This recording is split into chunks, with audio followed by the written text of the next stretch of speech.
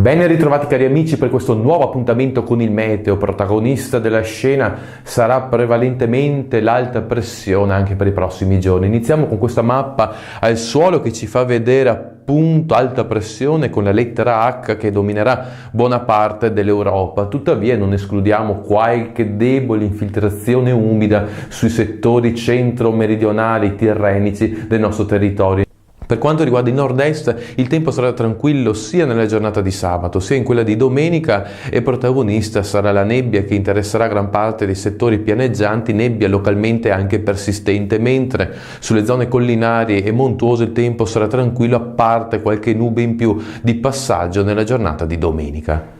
In linea di massima dunque alta pressione protagonista che ci terrà compagnia anche nei primi giorni della prossima settimana. Se vogliamo tentare uno sguardo più in avanti, forse qualche segnale di cambiamento potrebbe prospettarsi verso il 20 di dicembre. Per ora ho detto tutto, auguro a voi tutti un buon weekend, se avete tempo e voglia ci vediamo nel prossimo appuntamento.